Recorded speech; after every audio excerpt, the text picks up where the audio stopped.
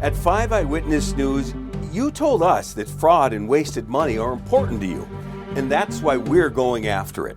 I'm Kevin Dorn, and every day 5 Eyewitness News is following the money in your neighborhood, asking the tough questions, looking out for you, and uncovering fraud with your tax dollars.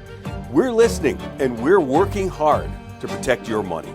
Watch and see the difference on 5 Eyewitness News.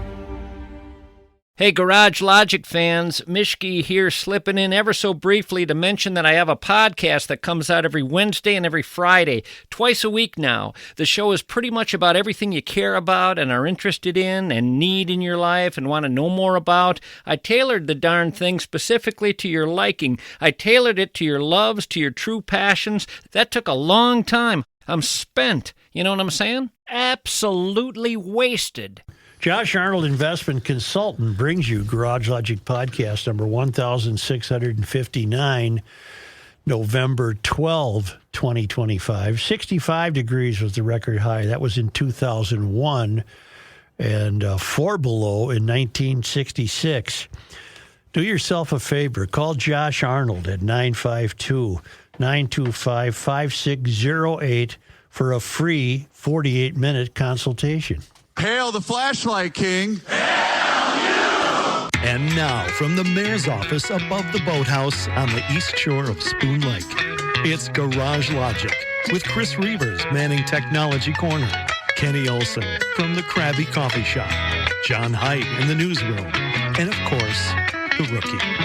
Here is your flashlight king, fireworks commissioner, and the keeper of common sense, your mayor, Joe Soucheray. You know what my favorite part of the introduction now is? Oftentimes, Matthew, my brother from another mother, when he waves to the camera when his name is introduced, right here, I'm seeing it right now. His graphic is showing, so no one can actually see him. No. Oh. See, I had neglected to remember that last night was a potential viewing of the Northern Lights. Oh, my goodness. I've just settled down.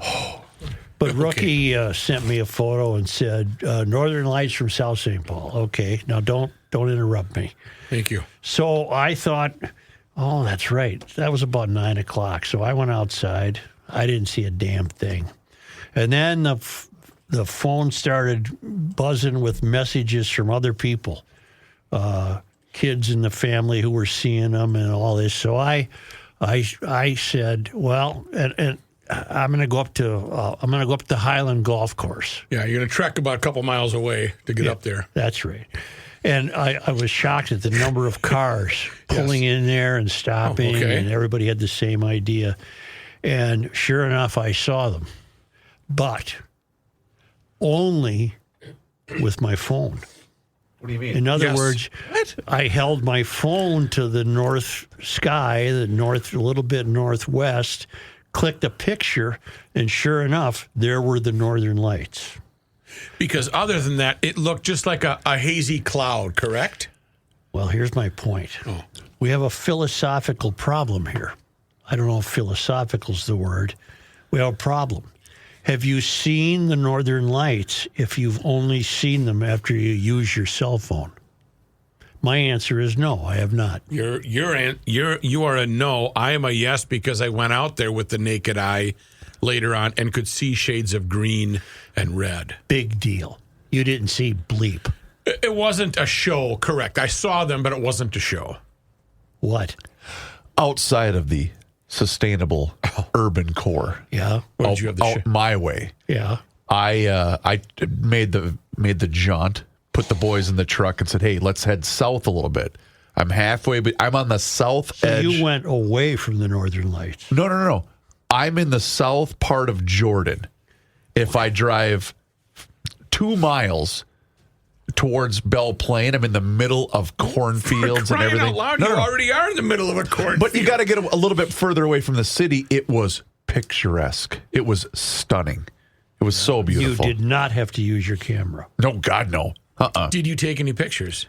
I shot a video. Well, I shot the video, though, from my driveway. It was still visible from my driveway.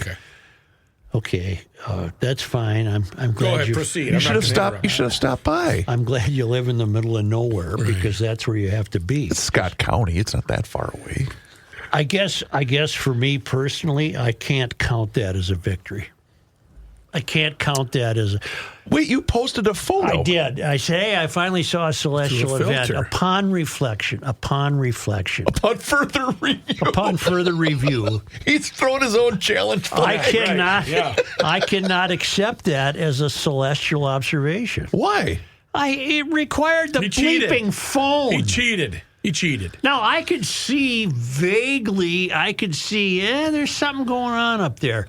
But it did not become clarified until I took a picture of this blank sky. And all of a sudden, the picture is full of these beautiful stripes and reds and Shapes. greens and what have you. I'm going to show you one because we got a loyal listener. And his name is Cicero MN, and his photo is stunning. I believe he's north. I think we got you. See, topped. there's a key word in I the think we Northern got you Lights. topped. It's northern. Oh, Yeah. okay. Thank you. I don't doubt that people saw them with the naked eye. I'm just saying Look at I that. didn't, and therefore I'm disqualified. Look at his photo right here. That's nice. You see that one right there? Now Okay. now that's a photo. That's exactly what mine looks like through my camera. Oh no, it don't look like that. Okay. No. Here. I'm going to retweet it for the Smart boy. GLers. Yeah, hey, Here it smart is. boy. You're right here. is Right what here. It is. I'll give it Just to a you. minute, right here. Scrolling, Don't give me showing. this stuff here. Oh wait, I Who retweeted sent the wrong this? photo. I I got think. news for You you. get that off at X? I got this right here. Here it comes. This is the original. What about that? You see that? middle of That's pretty Huh? good. That's pretty good. Yeah. It looks like When See, you but I didn't see that. ain't seen it? I didn't seen this. I just aimed the camera at where I figured I might seen it. When you were taking the photo, were you squinting out of one eye? them ain't the lights you see without aid. That's right. That's Right. what I'm Them ain't the saying. lights you see without aid. No, I don't see. I see nothing without aid. Well, I saw some fuzziness, but it wasn't spectacular. You did have to go through. Now, what about the nice photo you have? What about it? The good one. Oh, I got a pilot in the family. He was flying from here to Washington D.C. and he sent some photos that are extraordinary. But the difference is, he was photographing what he saw. Wait a minute. Right. No, I agree. He had a better view from He was his photographing what he vantage point, saw. He didn't aim his camera at the northern horizon and hope to get lucky. which is what I did. Me too. That doesn't count. Now, maybe it does for you. Well, no, because I saw him with my naked eye. They just weren't as spectacular. Matt, you didn't see anything with your naked eye. You saw, you heard that there was going to be northern lights. Ran out there. And you ran out there, and you're half in the bag, Yep. and you look up there, and you think, yeah, I see it. Yep. I thought I was spinning hard to stand straight. Over under on the number of GLers that email you and saying, "Oh, he was texting while he was flying." Well, He wasn't. he was on autopilot. Gotcha. He was on auto. Can I share one quick? Are you moving on? I didn't want to. I'm not moving on until Let we us reach. know when we can interrupt you, I would please. like to 'Cause you said reach. don't interrupt. I would like to reach closure on this issue. I didn't see them. My camera did. And that's bothersome. It's terribly bothering me. Okay, but you realize that in order to see the northern lights, you need to be in a serious location. Begs the second question. When you going? Tonight is supposed to be even better Really? than last night. Then let's head to So Duluth. how far do I have to drive? I think you pack up the car. Well, you see, there's no really, Matt. I'm not going to travel. I mean, I don't No, need clothes. he's already got a Let me picnic finish. basket in I'm his saying, head. yeah, you get a picnic basket, you pack up the car, you get some lemonade, you make the 6 mile drive up to Highland Park North Tower, from your house. It's far away. You got to go. I suppose you'd have to go Forest Lake. probably past that. Past Forest Lake? No, Go to EcoFun. there's no lake pollution. They're closed at night. Better yet, Tim will let you in. get on the roof. Hey, With your Well, camera. that's the second question. Do I take off tonight and just keep driving north? you know what? For me, it's closed. I saw what I needed to see. You're good. They're not overly spectacular. It's neat to see colors in the Matt. sky. Matt, Yeah. it's not overly spectacular because once again, You didn't see them. Your camera did. But you think you're going to go to North St. Paul next to the giant snowman and see sizzling northern lights? I'll go farther than that. The one time I did see them, the only once in my life have I seen them with the naked eye. Can I finish that? Sorry. That was on Leech Lake in the summer, and they were spectacular. And they were alive? I seen them. They were doing this? I didn't need no camera either. Okay. Yeah. Well, then you saw them. You've seen them. Your life it's off the bucket list. I'd like to see them again, okay? Oh, okay. If the Souchery household was to take a vote, would they vote, yes, you should drive all the way up north tonight? Yes. Take a couple of days. Stay overnight if you need to. Go right ahead. They may come out at noon. Back. Right. And don't think he won't. So the area that I was in, and I'm going to be careful because I don't know if I know these people or not, they were on a pretty decent highway, 55 miles an hour, not terribly busy. And they were having them and their kids, no hazards, nothing. No. And I said, you're on a highway. Get out of the road. Next road exit. What are you talking about? Were they the filming? people that were filming this stuff? And you could not see them if you were driving along. And I'm thinking, people. Well, then they didn't see them either. They ain't seen them. Did you plate them? We got their plate? No, Let's get their I'm plate not doing that. 222. Or are they whiskey plates? No, they were not. Okay. He's in the ditch. You're a young techie. Where are you on this? Did I see them or did my camera see them? Tell him you saw him on social media. I mean, if you want the facts of a phone camera, the phone camera can see it 100 times better than your naked eye can. And I don't understand why that is. It's made to increase the saturation of colors to make it look better in a photo than it is to your eye. So that's why you're looking through your camera, seeing a lot more than what's there. But the lights are actually there because the camera's not picking up something that's not actually in front of the camera. No, I understand the Kodachrome. I understand the camera captures what's there. Yeah, I get that, but I didn't see them. The camera did. Yeah, and I get that. I understand where you're coming from. And I'm saddened by this. I think you can still see the northern lights, though. At least from where I was, I could definitely see something moving in the sky that's normally not there.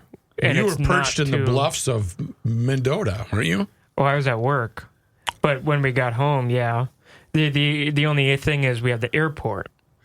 Well, so he's got airport lights. The airport shouldn't have interfered with you because the airport is behind you. Not where we rest, though. It's not. Because rest? What do you mean? Like where our apartment is? What do you put a cot out in the street or what? Think of the lights are going to go up into the sky and spread out. Yeah, I get it. So it goes all around that area because it's light pollution, and they have all of the lights everywhere. But is this a result of how really horse crap our eyes are? No. That we can't filter through and see? It's not that at all. It's just how fantastic the technology has become. Yeah. That's what it is. That's what it's a testament to. It's also still coming from the sun. Yeah, that and they're a long way away. You shouldn't be blaming your eyes. I'm just saying we weren't close enough to experience it with our eyes. Okay. Rook, it's similar to in the mid-1980s when the Reavers family took a vacation out to South Dakota, and we went to the Black Hills, Mount Rushmore, and my dad thought, I'm going to get a great family photo of Mount Rushmore behind us with the cheapest, crappiest camera that the Kmart in Faribault had to offer. No. It basically was a mush pile in the background. You can see his head. They're so far away. You can see his forehead. Well, GL, there's another shot at it tonight. Do what you must. I mean, what is peak for that? What time? Well, there is no. I don't know. It depends on the sun. So the sun has its own cycle, and we're nearing what's called solar maximum, which is when it's going to give off its most solar flare, I gotta look which is what causes the Are we going to aurora lose borealis. GPS and telephones? So that can happen if the storm is severe enough. It will mess with the magnetic poles. Yeah. What NASA and SpaceX is worried about right now is the lights will actually heat up the furthest layer of our atmosphere and slow down the satellites, deorbiting the satellite. This so is they'll have to recorrect that. Sorry, Gabe, I didn't mean to No, interrupt that's you. okay. Apparently, according to this meteorologist, his name is Bruce Leroy. Yeah. He says around 8 p.m. Central is your best chance to see. Well, off I go then. So if Joe looks through binoculars to see a bird, does that mean he never actually saw the bird? Ooh. This is from your top chat in YouTube. This is Lori Lou. Well, I'm not in the habit of just randomly aiming the binoculars at a tree, hoping I see a bird. He's usually looking through the window. So if I saw, that's not, that's my hang up. It's my problem. Yeah, that's your... You're comfortable with the camera. I'm glad I saw him through the camera, but I'm not comfortable that I had a sighting. Got it. So noted. But isn't that in and of itself kind of unusual, being as close to the city as you are, to see that good of a glimpse of the I Northern don't Lights? know, because on previous occasions, I've never used the cell phone. For all I know, 10 years ago, you could have aimed the cell phone at the sky during a solar flare and you would have seen it. And most of the time, you miss those just entirely anyway. Right. That's why, my initial burst of excitement was I finally saw something. Sure. Because Celestial event. I've missed everything. Right. But upon reflection, upon review, I called a challenge. I threw a challenge flag on myself. And I was asked by both of my sons last night, when does this usually happen? Is it usually around this time of the year? It can happen any time of year. That's what I thought, and that's what I said. It's every 11 years that the sun has a cycle like this. So but northern lights on are more what- frequent than every 11 years. Yeah, because we have solar wind. Yeah. The solar wind is all 11 years. It just won't be as effective or as widespread. Like, people are seeing them in Florida and in Mexico and in, Alabama. Yeah. Virginia. Okay, we run the whole Well, somebody state. chimed in here and they said they saw him from Virginia. Oh, Yeah. solar wind can be crazy, can't it? It's nutty. It goes everywhere. What are you trying to play? That was Rick M. Rick M said saw them in Virginia. Okay. Rick M? Thank you, Rick. Yeah, seriously. Rick M. photo. GLers, if you need an attorney, will you get a hold of Bradshaw and Bryant? If you're blinded by the lights of the Northern. Bradshaw and Bryant personal injury attorneys. If you're like me, you're going to be confused if you're ever injured in an accident. Hope not. Insurance companies and adjusters can be difficult to deal with. Mike Bryant from Bradshaw and Bryant puts together a team. They'll represent you, help you through a tough time. Mike is recognized as one of Minnesota's top 40 personal injury lawyers. And believe me, there's a lot of personal injury lawyers in this state. You want the best. That's Mike Bryant from Bradshaw and Bryant.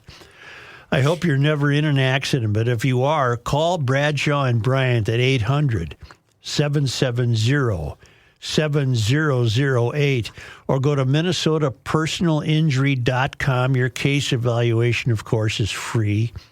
And please don't be a part of the problem. Don't text and drive or take pictures of the northern lights while you're speeding down the highway. Or That's flying just a plane. that's just common sense from Bradshaw and Bryant. As you travel up and down the service road of life this week and celebrate our nation's birthday, it's important to keep one thing at the ready. Bugs Be Gone from our friends at cellphone. Now, we receive a steady stream of testimonials from GLers talking about the effectiveness of Bugs Be Gone and how easy it makes cleaning bugs, road grime, and other organic substances from windows, bumpers, grills, fairings, boats, and what have you.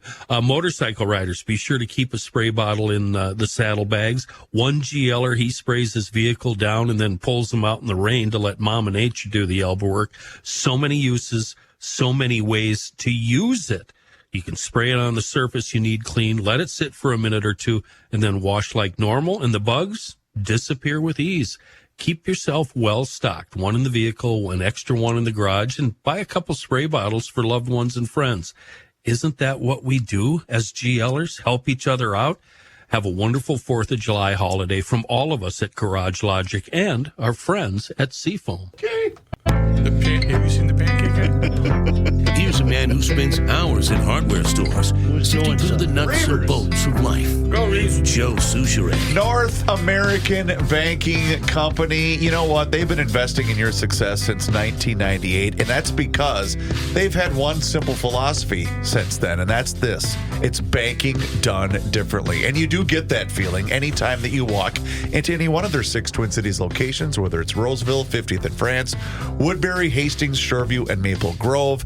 You know what? Here's the deal. If you're tired of being just a number to your big national bank, then make the switch, because they offer the same online and mobile banking options as all of those other big national banks. But the key difference is you're going to get the unparalleled service of a community bank.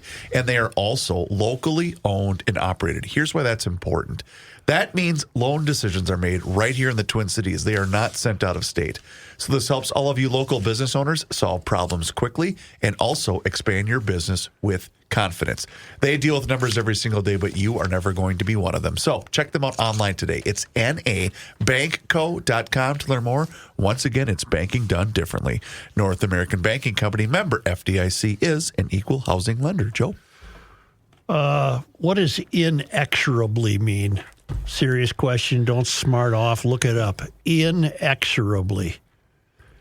Because I want to use it in a sentence. I want to say Jamal Osman's name is inexorably involved with the Feeding Our Future scandal. In a way that is impossible to stop or prevent. Well, no, I'm right. Because every time I read about Feeding Our Future, Jamal Osman in some fashion comes up. Mm-hmm. Jamal Osman was carjacked last night. He's a Minneapolis City Council person, Ward 6.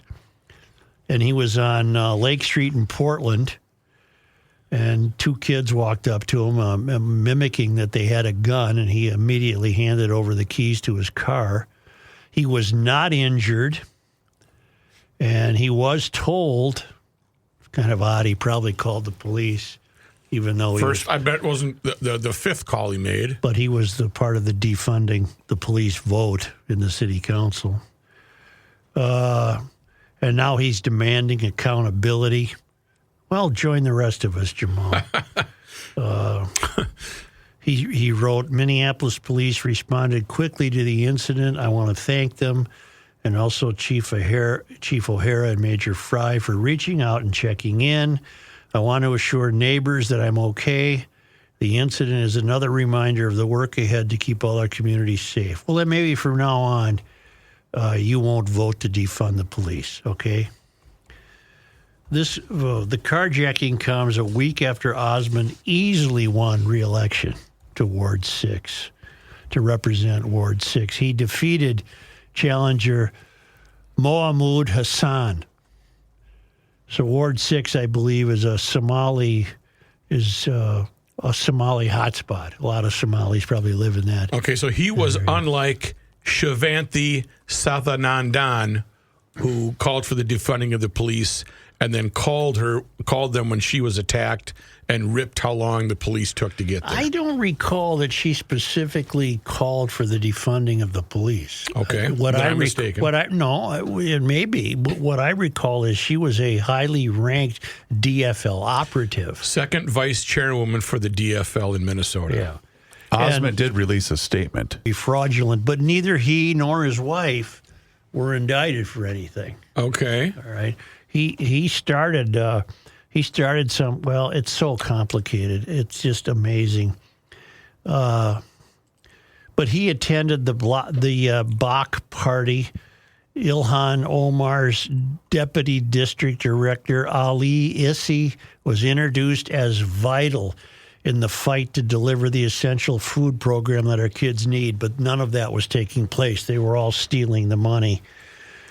State Senator Omar Fateh, who ran for mayor as well, he was at that party as well.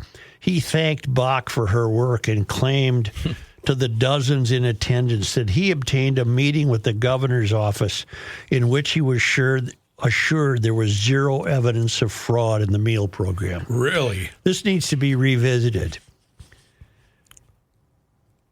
We don't know that. Fateh not only had meetings with the governor, but also with Keith Ellison.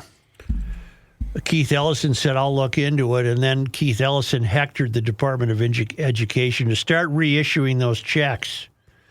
And Walls apparently told Fateh zero evidence of fraud. It was all fraud. Every bit of it is fraud. And Osman, whose name came up in testimony in Bach's trial, claimed he took education department leaders to task for not allowing the meal program to expand.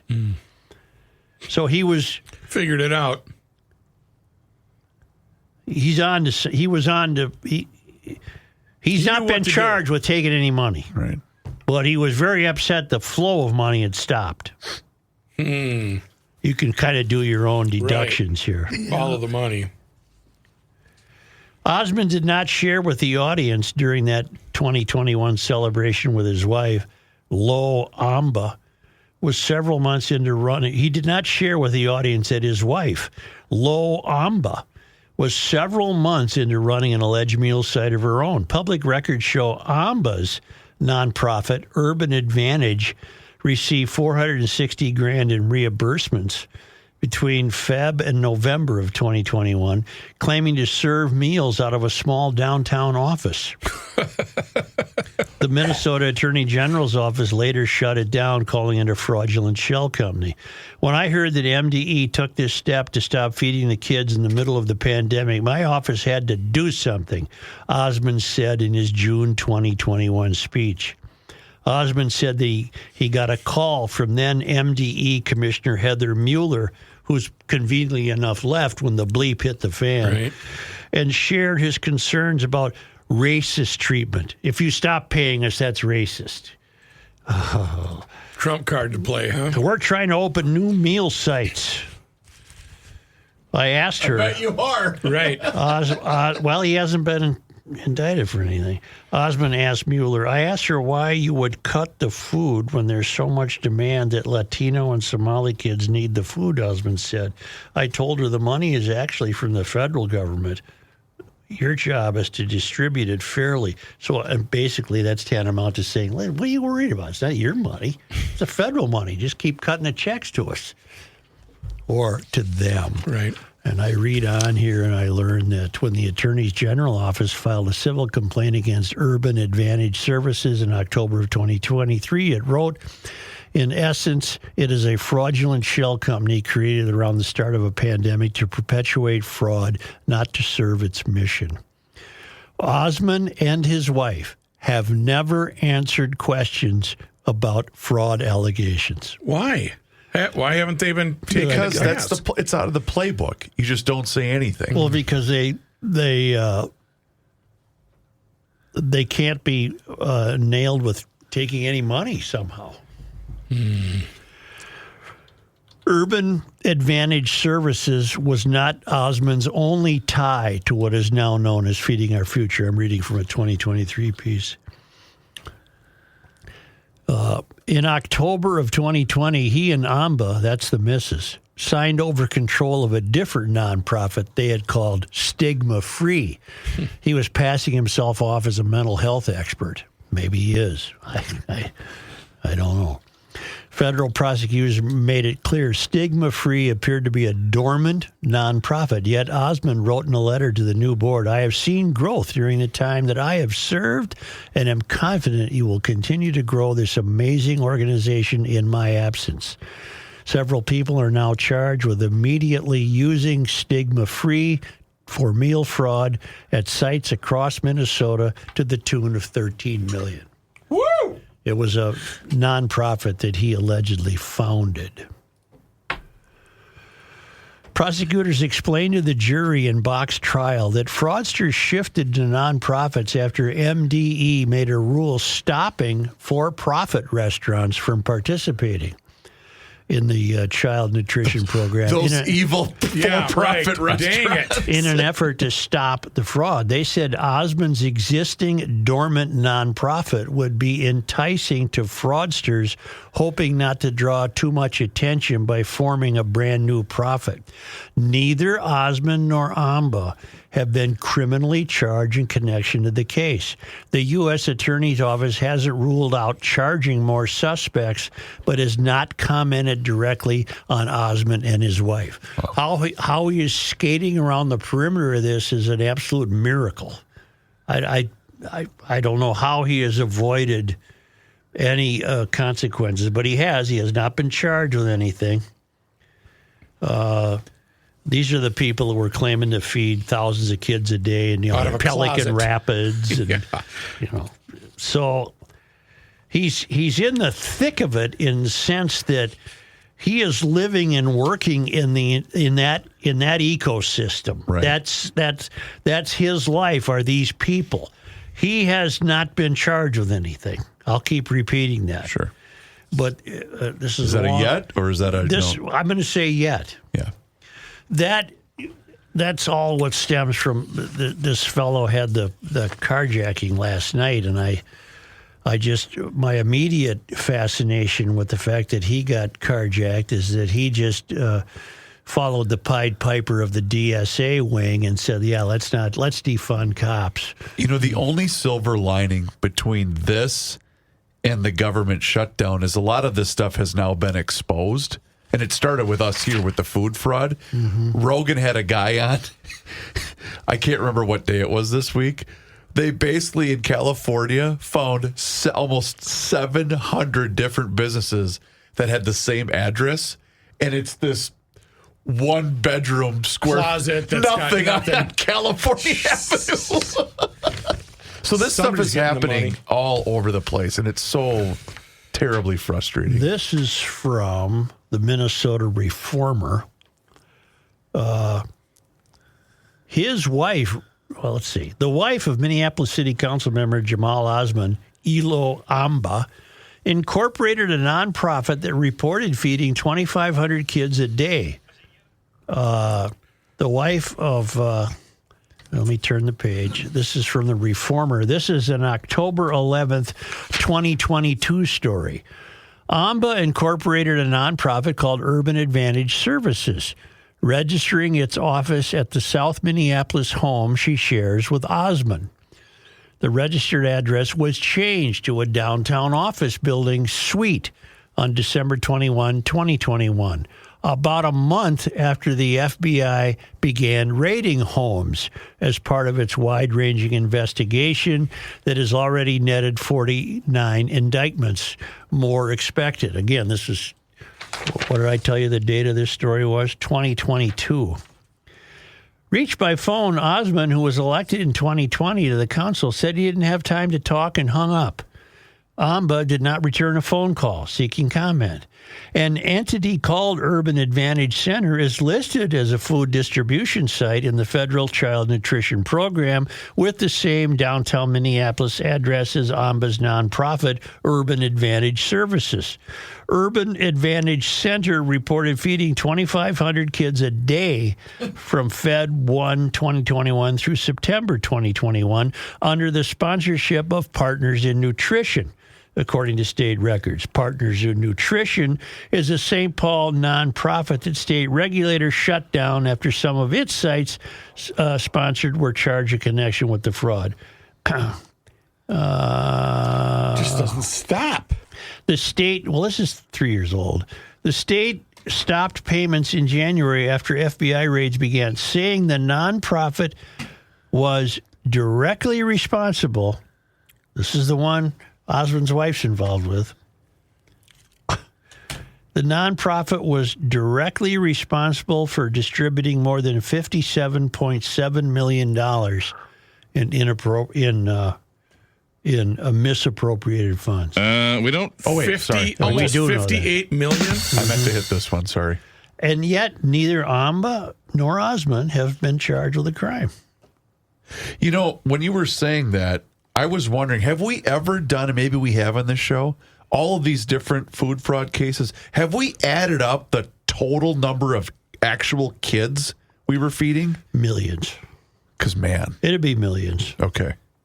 I'm not going to do it, but if you want to, you go ahead. I was just curious if we have. Osman and Amba and two others incorporated Stigma Free, that's the supposed mental health place, stigma-free in August 2019, but then on October 15th, 2020, new paperwork was filed with the state showing new incorporators minus Osman and Amba.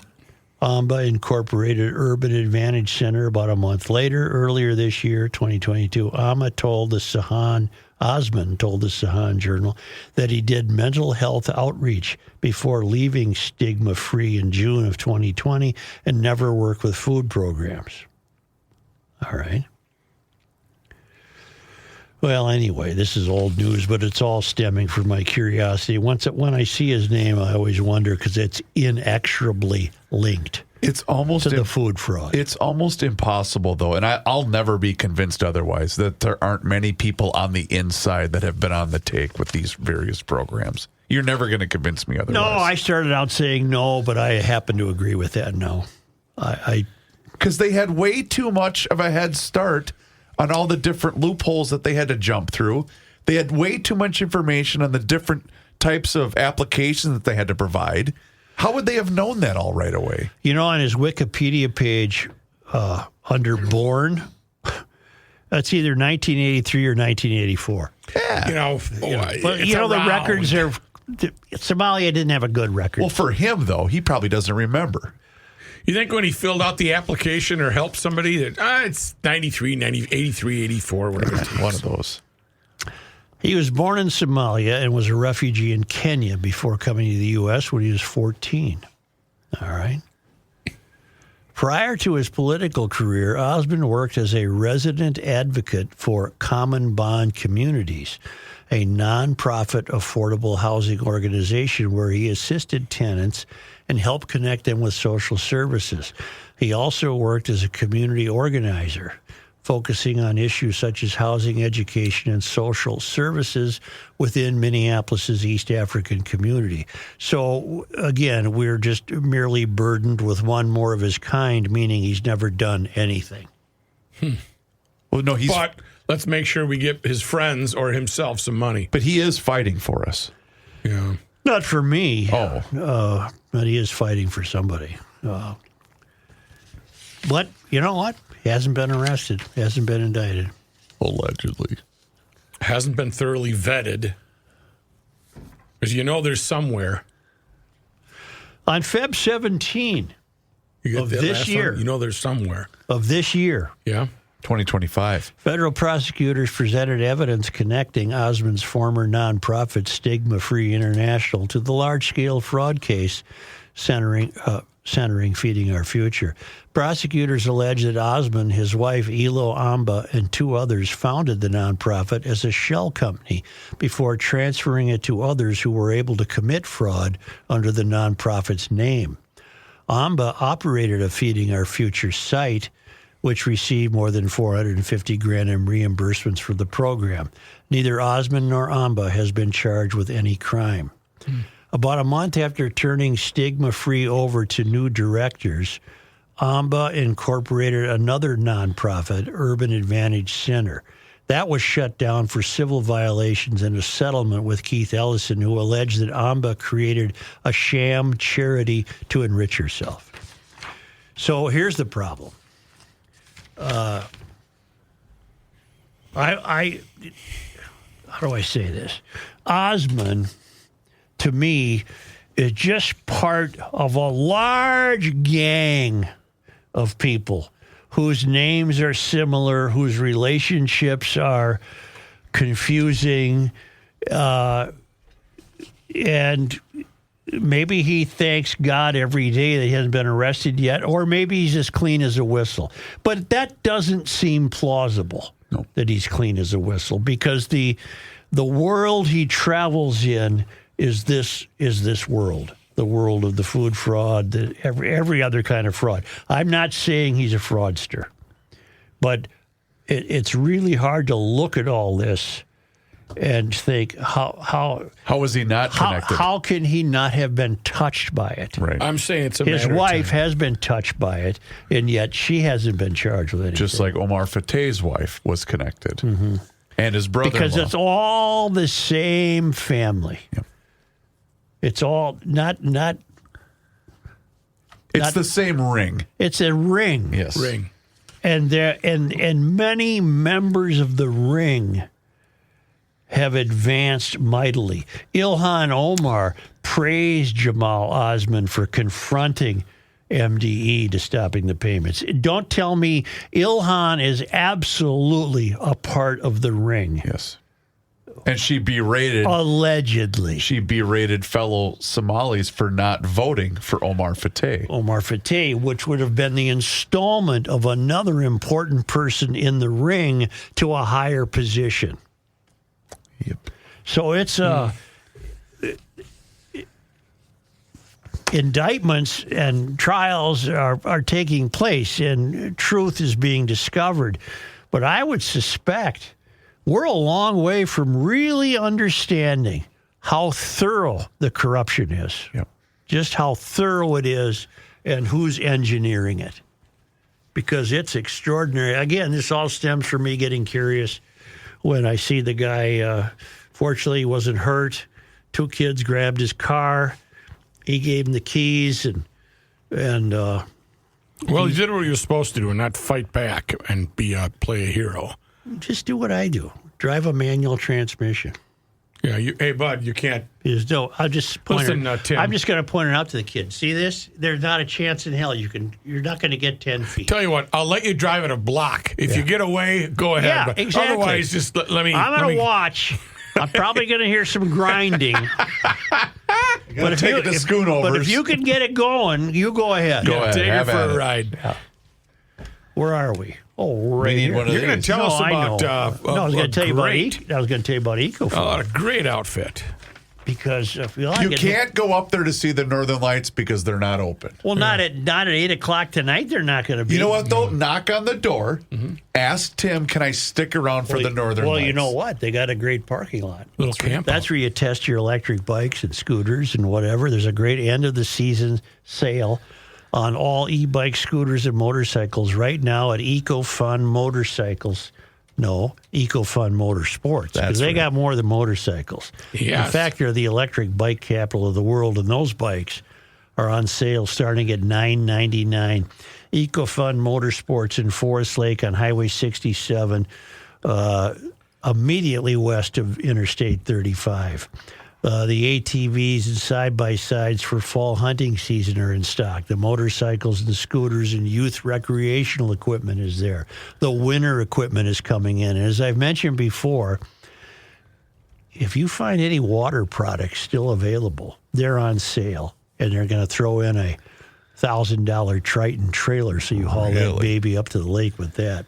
End of the season sale at EcoFun. All e-bikes, scooters, and motorcycles. Electric bikes on sale starting at $99.99. Motorcycles and scooters at their lowest prices of the year. EcoFun Motorsports in Forest Lake / Columbus, just west of Interstate 35 on Highway 97. Down in Burnsville on the Service Road of Life. And a great website, ecofunmotorsports.com.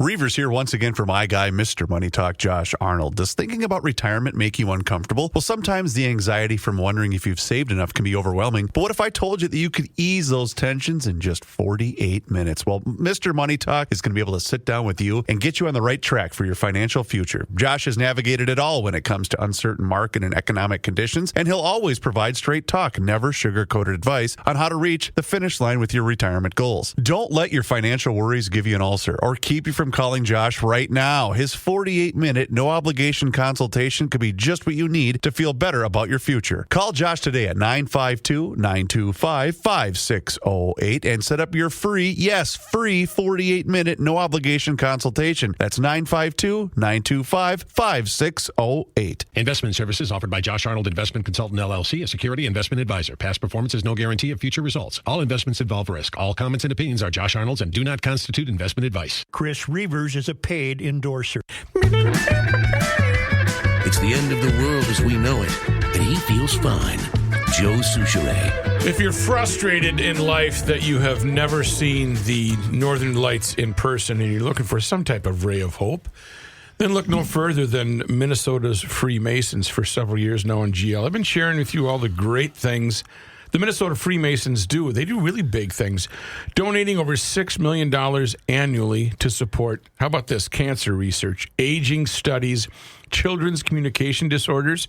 The 8,000 plus Freemans throughout Minnesota, they work together to make the world a better place by focusing on the core values of friendship, personal development, and helping those in need. And you've heard me talk about the civility projects, how they want people to be nice to each other, look each other in the eye. Minnesota Freemasons, they've also given away dozens of scholarships each year to tomorrow's leaders. That's a good investment. This year, they'll give out over $900,000 in scholarships for 2025.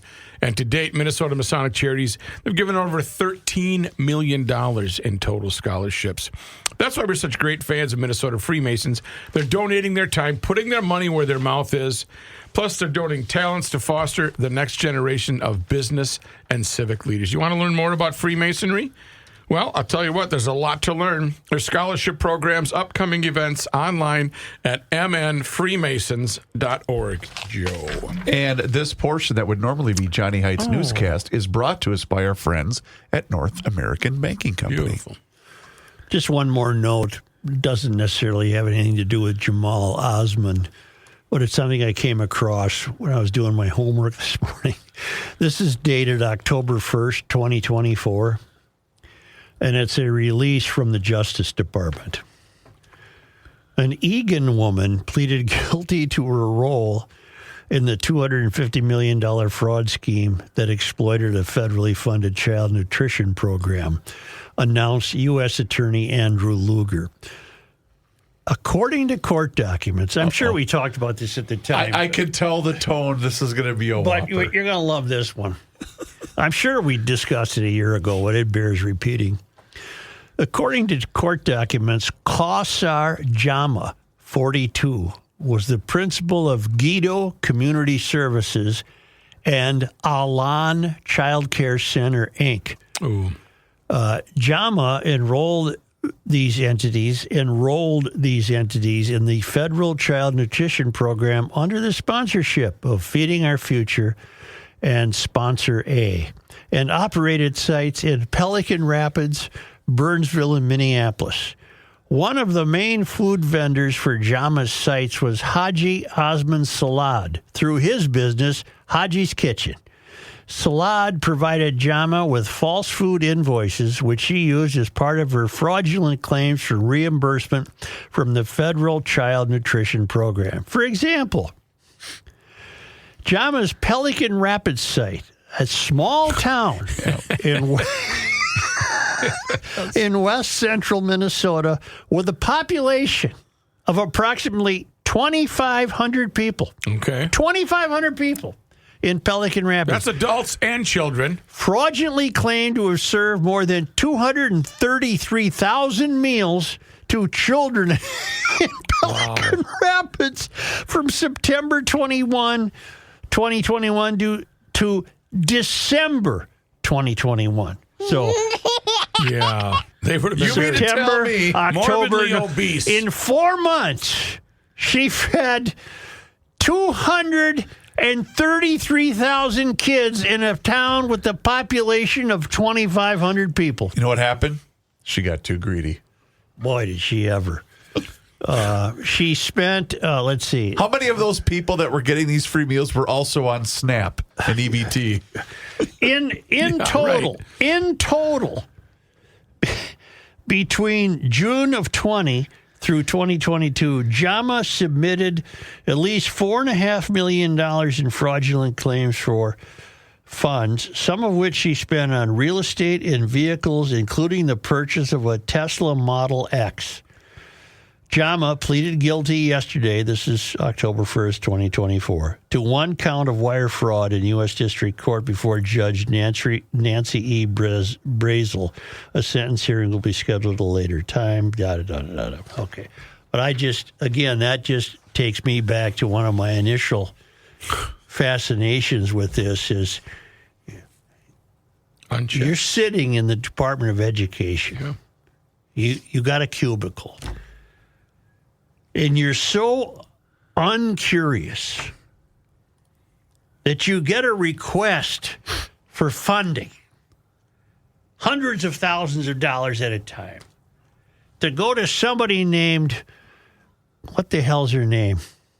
Kausar Jama. Yes, sir. Who is feeding 2,500 people in a week or a day in Pelican Rapids, Minnesota, and you don't do anything about it. That's still the part I want to get to.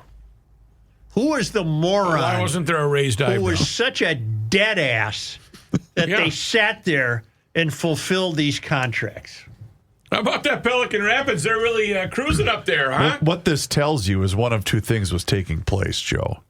Either they were on the take, which we're always saying allegedly. Wait a minute. I got this wrong. Then you speak. Okay, go ahead. The moron helped her get money for her claims to have fed 233,000 meals to children in Pelican Rapids over a 4-month period. Well, 233,000 meals divided by 4. Yep. How many is that per month? 58,000 per month. That's a lot. How about break it down by the week? Divided by 4, 14,562 a week. Break it down by the day. 2,000. So you basically fed the whole town. 320 people went hungry, and they served 2,080 meals a day. So that's unfair to the 320 people. It really is. They missed out. Sad. Where's my meatloaf? They didn't eat. What? I was late. I didn't know. Honest to God. Well, this tells us one of two things, Joe. Either whoever was approving this was on the take, or what was happening was it was one of those scenes where the piece of paper comes in, rubber stamp comes out, they don't even look at the piece of paper. Are they that bored? Well, Joe, they're fighting for us. No, I'm talking about these cubicle dwellers at the Department of Education. Aren't they fighting? They're not fighting. Oh, okay, they're not fighting. No, they're not running, so they just get to sit and... Gotcha. They're playing solitaire on their phones. This caught my eye because it irritates me. Let's hear it. Podcasting has a diversity problem. Oh, God. Bull sheep. Well, and this is from something called The Wrap. Would someone look up The Wrap for me? What WRAP? Yeah, what site is The Wrap? This made national headlines on the Drudge Isn't that Report. Schmitty's Sunday night sports thing? The sports wrap. Oh. The Wrap, your trusted source for entertainment breaking news. Right. Okay, well, their headline is The Podcasting's Diversity Problem. 64% of hosts are male, 77% are white. This is a University of Southern California study. So a couple of things. One. Okay, let me give you a little background. An American online news organization that covers the business of entertainment and media, founded by journalist Sharon Waxman in 2009 and based in L.A. It features original reporting, analysis, and editorial coverage.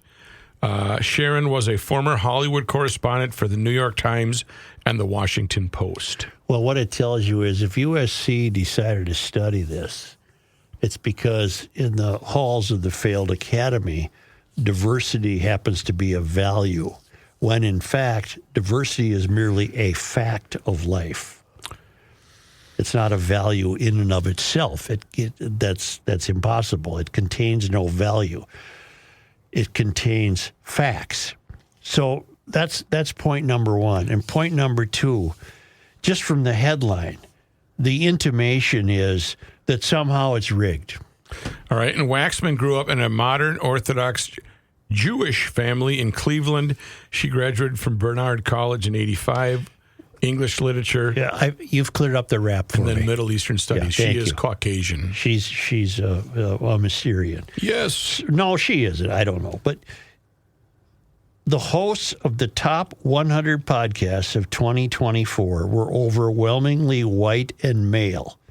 A new comprehensive study from USC reveals of the top podcasts, 64% were hosted by men, while 77% of the hosts were white, underlining a severe lack of diversity in the medium. Why is that severe? There's nothing restrictive. Can I tell you something? Because on account, you want to know why? Yeah.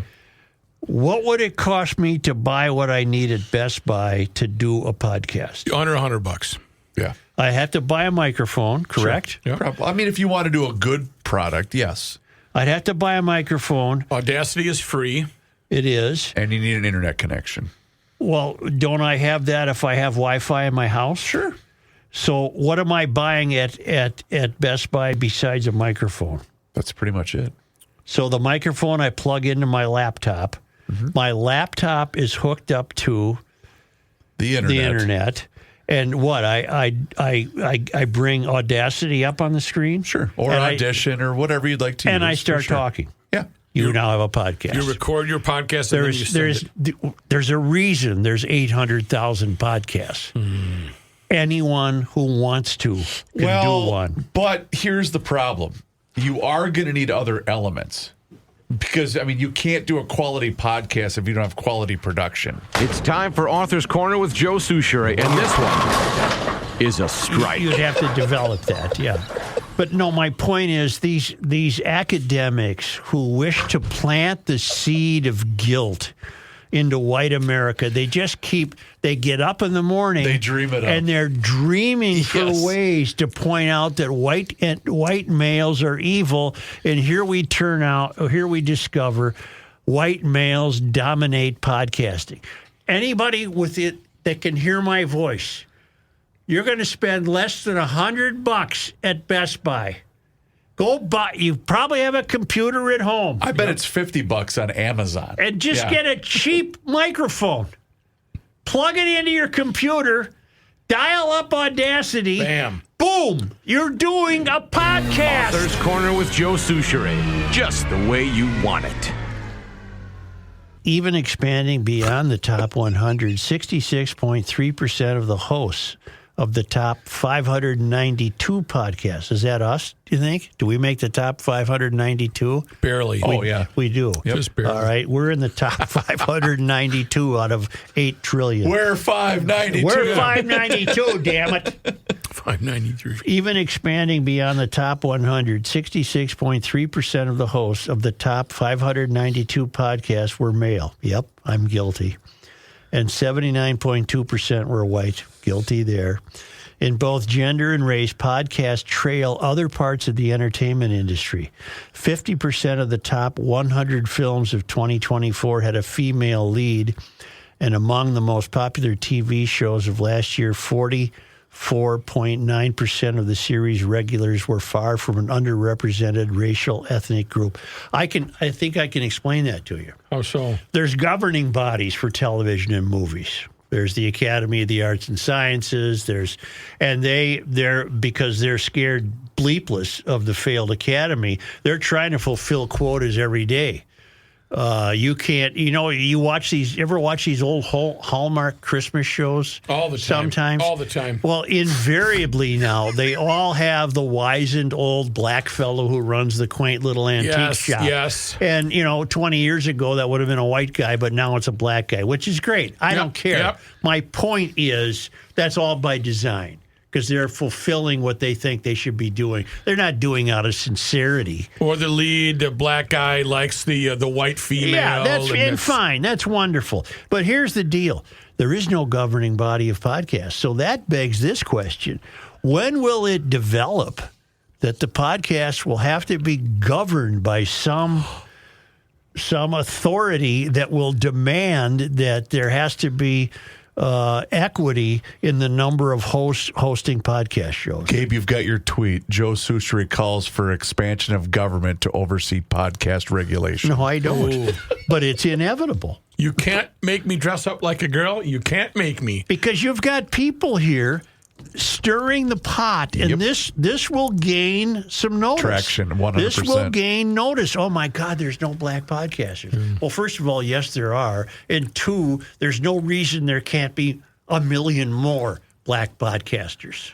Right. Yeah, I mean, it doesn't matter how bad they are. There's a whole bunch of good black podcasts out there. It was a report in the Academy called Inequality in popular wonder who podcasts. called There for is no inequality in it. You are making a presumption that blacks are excluded by dictum, by design. No, they're not. Nobody's Say what? excluded. You can do one in 10 minutes. Don't even know him. I don't even know. Why don't you just switch to identifying as a female? I could do that. Yeah, that's Problem true. solved. You know, I'm Right, glad right. that you know your staff when you ask your questions because you did look at Rookie and see, have you ever seen a Hallmark movie? Yeah, why did you look at me? Because I knew you would. Just, That's stereotyping. let me Discrimination. just finish this before you get nervous with your break sign, all right? Break it up. The report, called Inequality in Popular Podcasts, was authored by Dr. Stacey L. Smith. She got that doctor from an Ovaltine jar. Right. Was doctored by Dr. Stacey L. Smith and the Annenberg Inclusion Initiative, based on podcast data from Spotify and additional podcast industry reports. The first of its kind study examines the top 100 podcasts of 2024 and a total of 592 popular podcasts. Podcasts have become an essential platform for information, entertainment, and connection, said Dr. Smith. This study underscores both the reach of podcasting and the opportunity to ensure the voices behind the mic reflect the audiences they serve. Again, the intimation is that by design, this has become a white industry. That's B as in B, S as in S. Yeah, I agree. Anybody who wants to do this can do it. According to the study, women were most likely to host podcasts. Isn't one of the richest podcasters this chick that just talks about her sex life? Yeah.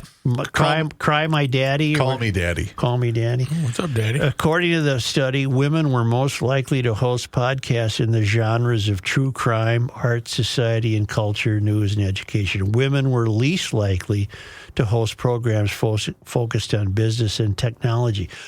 Who cares? So what? Find your genre and start talking about it. This is women of color were least likely to host podcasts. Well, buy a microphone, plug it into your computer, and you're doing one. Right. Whatever your genre is, the chicks could get together and say, we're doing a genre podcast. The news doesn't get any better when expanding the search to guests instead of hosts. Oh. Nearly 2/3, 62.6% of the more than 4,000 episodes evaluated did not feature a woman guest. Well, I think we had a woman guest yesterday. We sure did, Joe. And the week before with the gubernatorial candidate. Kali Herr was on yesterday.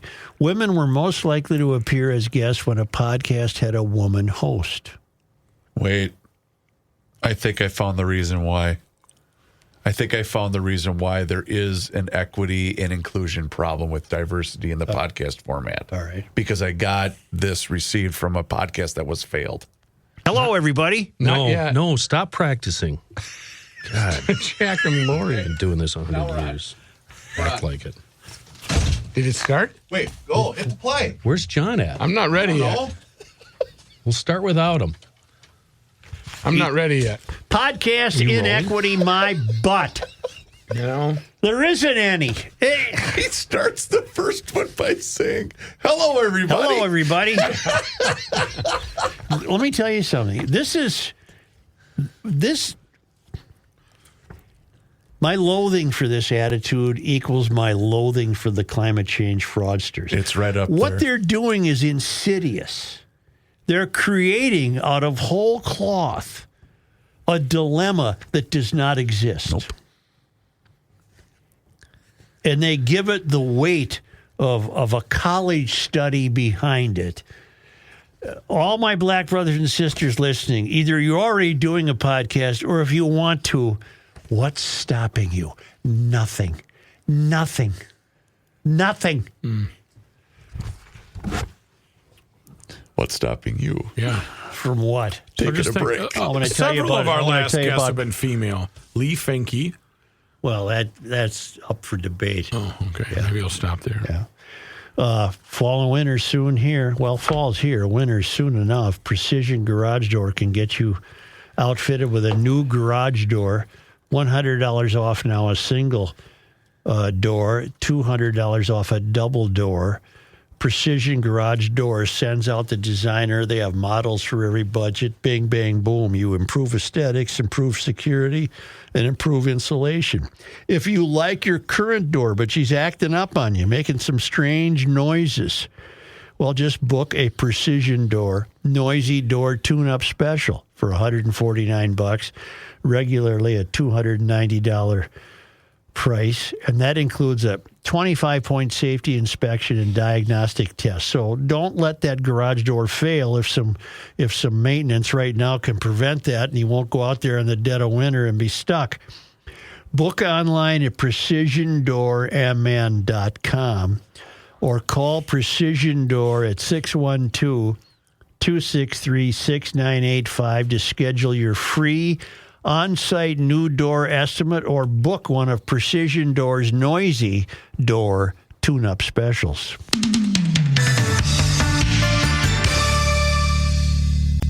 A good cup of coffee at a reasonable price. Garage Logic has found just that with CustomRoasting.net. They started life as a simple espresso cart in New York City. They have since evolved into a wonderful roasting facility here in Minnesota that offers a variety of ground or whole bean flavors that they roast right in downtown Buffalo, Minnesota. It's a small family-run operation, 5 employees, fully vested in the operation, and being smaller means being fresher. I mean, way fresher. They only roast enough to fill the orders. That means the coffee you get, it hasn't been sitting on a shelf, it hasn't been in the back of a truck, or hasn't been in the back at some big box store. I'm a French roast fan myself, and the French roast at CustomRoasting.net, way better than what I've been used to. So smooth.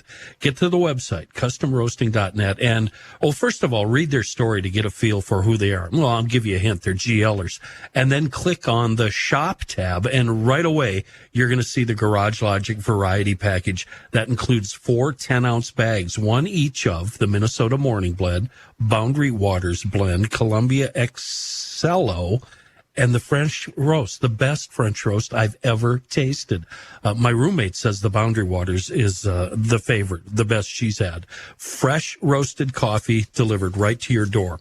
Order at whole bean or ground, a good cup of coffee at a reasonable price. CustomRoasting.net. Hold it. Just a minute. You could read my mind, Reeves. What's the spot that you would tell? The Earth is not your mother. Got a pencil. The Joe Souchere Show. No, hold on. Hold up your jar that you Hold just up your received nuts. before I have to go to my graphic. Sushi boy, hold up your nuts Hold up. to the camera. Oh, fail. There we go. Oh, Where'd he hold go? up, turn the label. Hello, There we I'm go. Mr. Nut.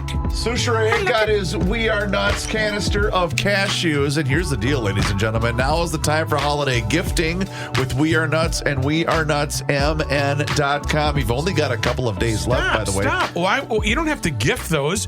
If you're entertaining, you just go there, you buy them, you put them in bowls, and you've got an appetizer, sea of appetizers right there. That's right. And you can see their entire corporate gifting catalog. It's right there on the homepage at WeAreNutsMN.com. That's the way to do it. He's always entertaining. I'm nuts. That's what he's doing. And you know what? You've got until November 14th. My sources say that's Friday to get those orders in by Christmas. And you can pick your tins. But also, guess what? There's huge news right now. We Are Nuts is making some huge moves. It's now available at all Cub Foods locations and also select Quick Trip locations. Okay. You can see their entire That's selection. serious. So let's see. We're already in Fratelloni, all the Frattelloni's Hardware and Garden Stores, Max Hardware, Lunds and Barley's, This is metro-wide. Kowalski's, Cub Foods now, Cubs Food? Is that what I said? Yeah. Yes, Clem. And also select Quick Trip locations. It's the absolute best handcrafted nuts and snacks made right here in the great state of Minnesota and a family-owned operation.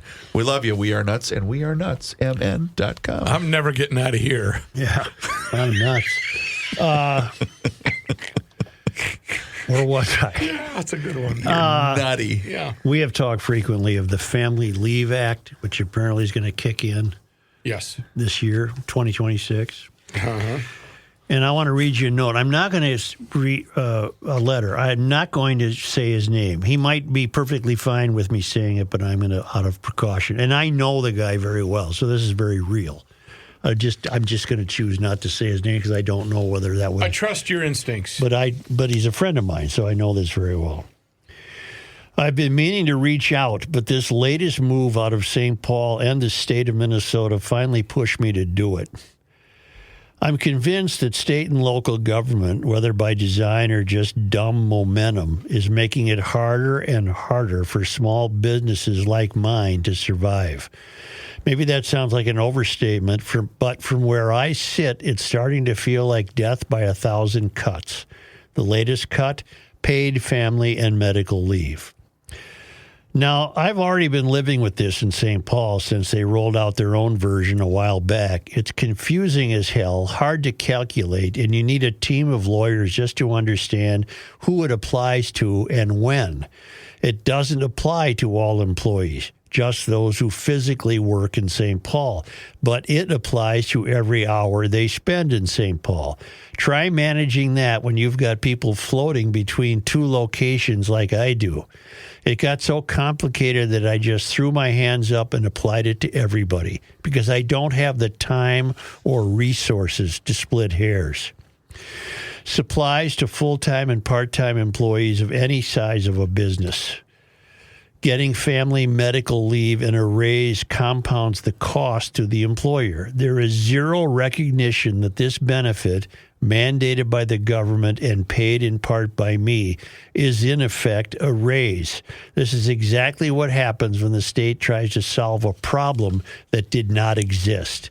Here's my version of a family medical leave policy. It's called good judgment. I'm a small business. I know my people. If they're going through something at home, an illness, a crisis, it's going to affect how they show up at work. If I want to keep good employees, I've got to treat them like people. In a market like this, where keeping great employees is important, I need to bend in favor of the employee. I already do that, not because the government told me to, but because it's the right thing to do. But now, with this new state plan, it's layered, expensive, and feels like I'm being punished for doing the right thing already. They're taking 0.44% from me and 0.44% from the employee. But that's just the tip of the spear. They had to create a bureaucracy to manage all this, and there's no chance that 0.88% is going to cover it. Not even close. When the paperwork piles up, and it will, the default will be just to grant requests. No real oversight, no way to manage it responsibly. And like every other government solution, the tax will only go up from here.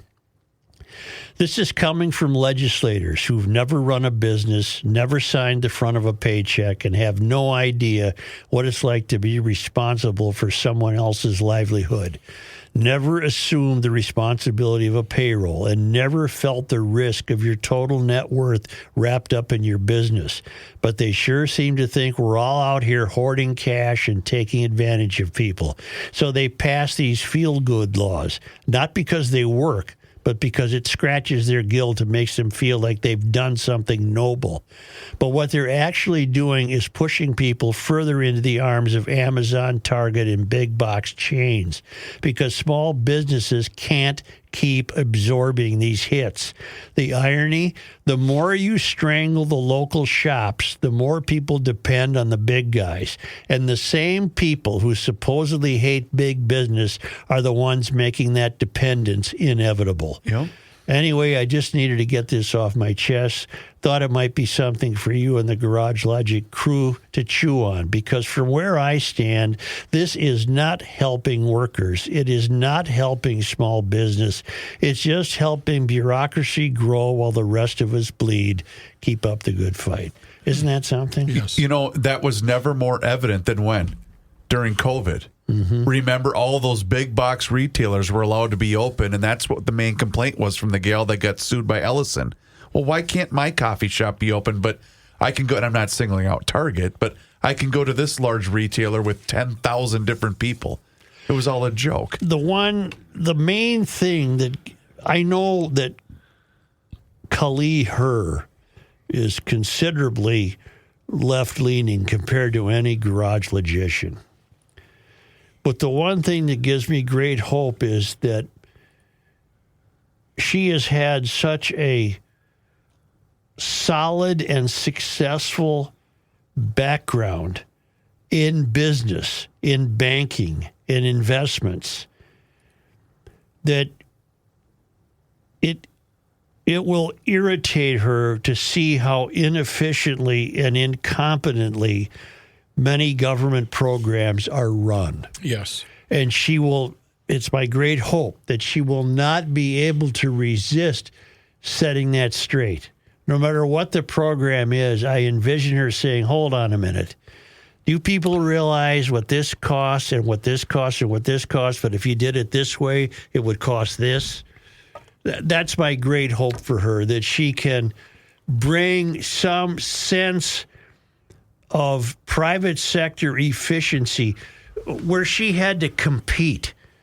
In order for her to reach the success she did in banking and investment, she had to out-hustle, outsmart, and out-compete other people in the same industry, where the people we've managed to elect, these inadequate young council people who have never done anything, they've never had to compete, they've never signed a paycheck, they've never dreamed up efficiency, they've never done any of it. So here comes a woman who, that's my hope for her, that she brings that sense of efficiency to city government. I agree. Yeah. That's the best we can ask for or hope for right now in St. Paul. And if she's, her left-leaning view of the world might compel her to always be wanting money, but we might see it spent more properly. That's the hope, yes. Yeah, you might see it spent in ways that make sense. But I also think that she, if I can, Joe, she'll have an ear. She will listen to someone by saying, hey, is this the right thing to do? Not just rubber stamp it and say, send the money out, send the money out. I think she'll be pensive about a purchase. Not everything. She's, again, what did she call herself? A unicorn? Yeah. We'll see. Well, that business owner, he was right on the money. He just right on the money. It's just a crying shame what the government is doing to people like that. They're needlessly intruding. Well, the small businesses. You know what I'd say too. I'd apologize for interrupting you, but I'm not going to. But I'm not going to. Yeah, I didn't. Yeah. You know what? Take it off his tab. Yeah. You know what I'd say too? You know what the typical legislative response to his letter would be? Well, not all business people are as charitable and as understanding as you are.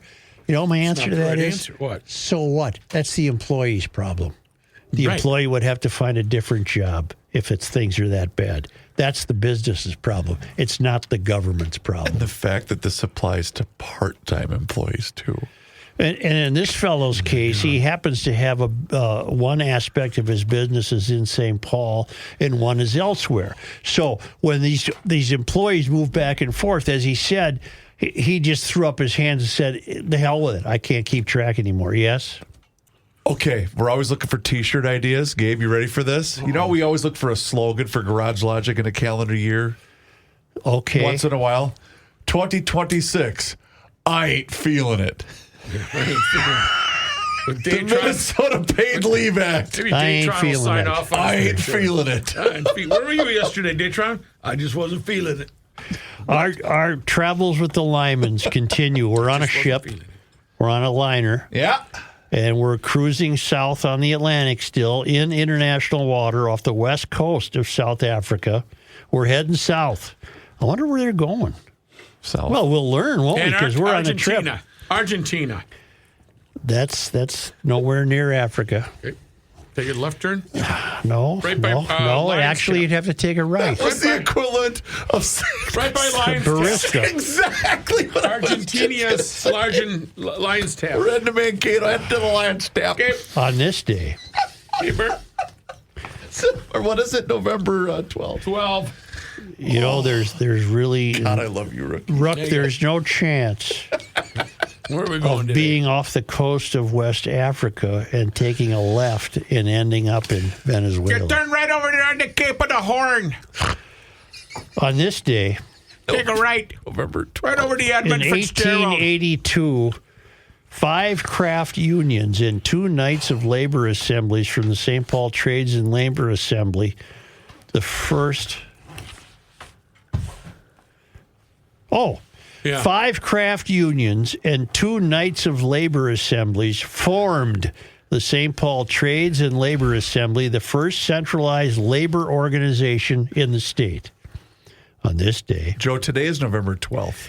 1889, What happened? DeWitt Wallace was born in St. Paul. What did he found? The Wallace Paper Towel Company. He founded Reader's Digest in 1922, and his family's fortune benefited educational and performing arts associations. If I'm not mistaken, I believe he gave a lot of money to McAllister. Yes, there is a Wallace building, I believe. On this day, November 12th. huh? November 12th. 12. I'm not allowed to look at him. In 1892, Walter Pudge Heffelfinger became the first professional football player in history. The Minneapolis-born Who did he play against? The Minneapolis-born Himself.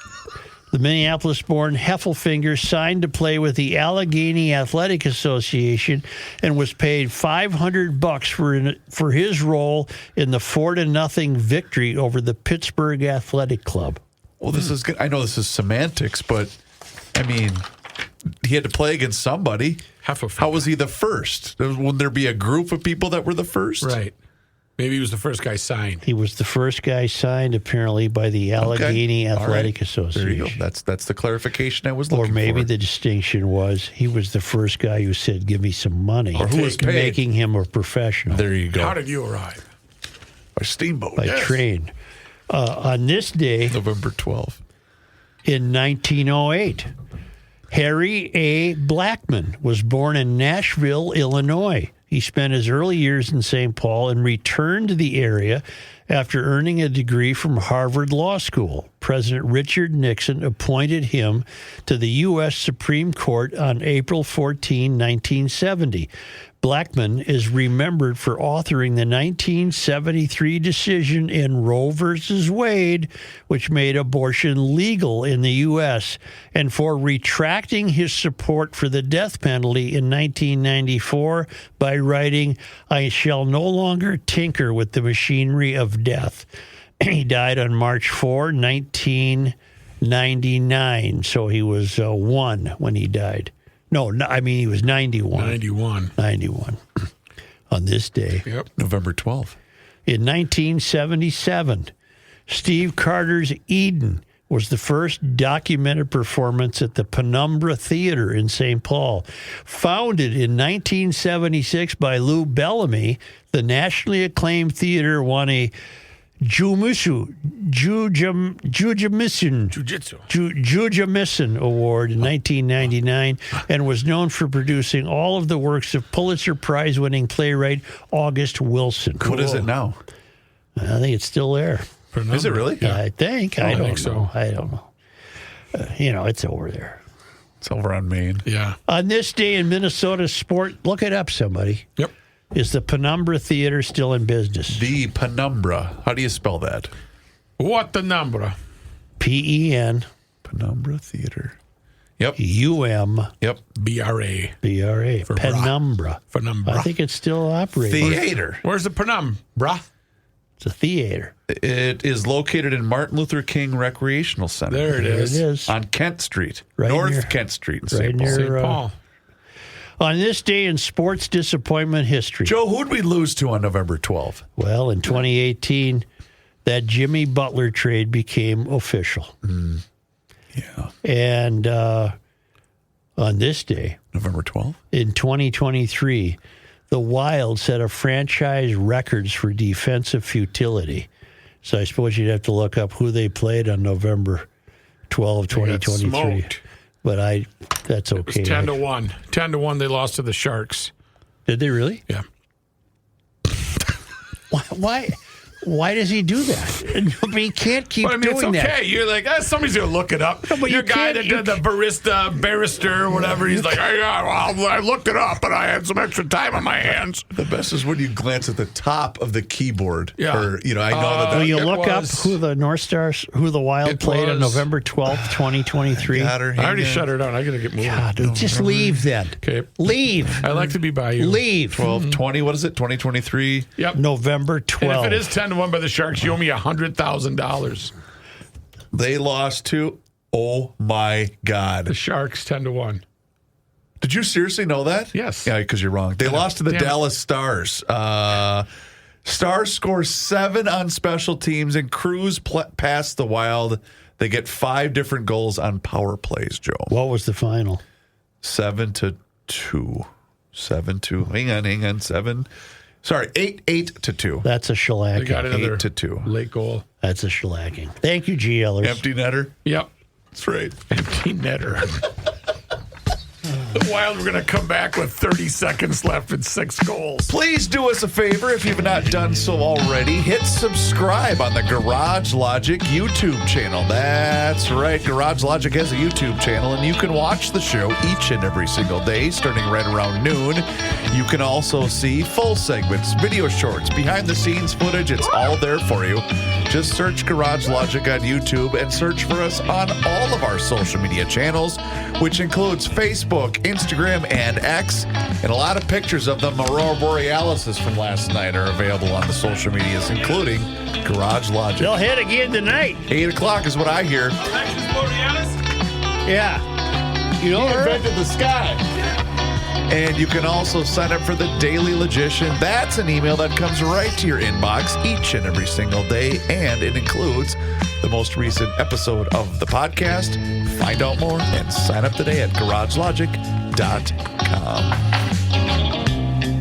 Time once again that we check in with our guy, Mr. Money Talk. Josh Arnold is with us once again right here in Garage Logic. And now is the time for you to do the same. So do not delay. Do exactly what I did and pick up that phone and dial 952-925-5608. That number once again is 952-925-5608. When you call that number, you're going to get Josh. And he is there for you for that free, yes, I use the word free, 48-minute financial consultation with absolutely zero obligation. And he will always give you the straight talk. He will never give you the sugar-coated advice. And he is on the line with us once again right here in Garage Logic. And boy, Josh, today, no rant today, but today is all about sports and money. Sports and money. No rant today, Chris. It's just sports and money. And if you've got some money, you might be wanting to buy into a Formula One franchise. Chris, you're probably more into baseball than into Formula One car racing. For sure. Formula One car racing is huge. Not just in Europe, but it has come to the United States, and it is big, big, big here in the United States. Even bigger than Taylor Swift's concerts, which generate Super Bowl-type money to every arena that she visits. This morning, there was an announcement that Toto Wolff is selling his stake in the Mercedes-Benz Formula One team for $6 billion. That's 6 with a B. ILLONS.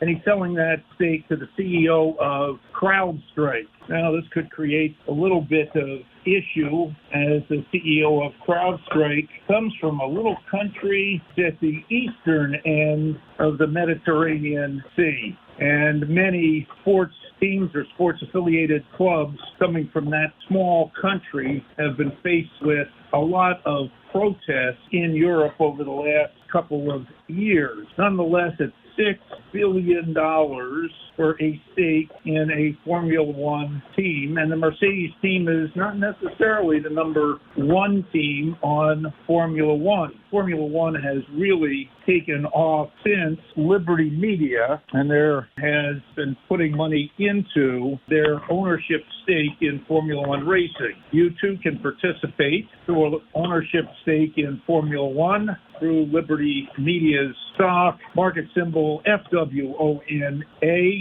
FWONK. Bear in mind, these stocks trade by appointment only, very low float, so tough to get in and out. Spreads are very wide, and this would be a holding you'd probably want to sit on for a while, though the stock has done exceedingly well as Formula One has continued to evolve as a sport. Recently, favorite Apple, and Formula One cut a 5-year streaming media deal where races are going to show on Apple TV for a price, so you could watch those races. And the race coverage that I have seen on Apple TV is very, very good. Further, in the world of sports or sports and leisure, now I switch from cars to shoes. On Holding, maker of the On Cloud shoes, this is a premium brand that has been taking a lot of wall space at the running shoe stores and shelf space at department and specialty stores. And you've probably noticed the On shoes around town or out on the trail by their very unique tread design. But On reported their third beat and raised quarter in a row. Yes, the stock is down from a recent high of $60, but up today from a low, currently trading at $42 a share after this beat and raised quarter. Their plan is not to be discounting going into the holiday selling season. Their plan is to go full price to maintain their premium, their premium place in the market. They also have a very interesting shoe manufacturing technology called Lightspeed, where they can literally print you a pair of high-end running shoes. And the recent winner of the New York City Marathon was wearing these printed shoes with the name Cloud Boom Strike LS. So Cloud Boom Strike, the LS standing for Lightspeed Technology. Tonight, Disney, well, that's sports related as they still own ESPN, and they recently affiliated their ESPN bet, moving from Penn Gaming to DraftKings. Disney reports their number. Focus is going to be on how many streaming subscribers they have and what they're doing with, of course, ESPN going forward, and that again is still related to streaming. I don't believe in terms of streaming that Disney is going to catch up to Netflix, and Netflix reported their beat and raised quarter, but Netflix stock dropped after having moved up significantly into the print. Disney has been trading at the low end of its recent range, and again, concerns will be about their streaming subscribers, and then with a look at how consumers are spending on cruises and to pay for very expensive tickets and we'll say hotel rooms in and around Disneyland in Anaheim and Disney World in Orlando. To me, these companies are part of the leisure, my leisure focus that I have found has done reasonably well, even in tough economic times. And that's why we come to you for the straight talk and never get the sugar-coated advice, Mr. Money Talk. You heard him, GLers. Now is the time for you to pick up the phone and make the call for that free 48-minute financial consultation with absolutely zero obligation. And you do that just like I did by dialing 952-925-5608. Josh, once again, thank you so much for the time and the chat. Enjoy the rest of your day. We'll talk to you again tomorrow. Well, tomorrow is going to be very interesting as tonight we get a vote on reopening the government. Ooh. And we'll see what the Minnesota the Minnesota Congress people do on their vote to reopen the government. Look forward to it, Josh. I'll give you some odds on that. I'm looking forward to it, Josh. Talk to you tomorrow. Investment services offered by Josh Arnold Investment Consultant LLC, a security investment advisor. Past performance is no guarantee of future results. All investments involve risk. All comments and opinions are Josh Arnold's and do not constitute investment advice. Chris Reavers is a paid endorsed.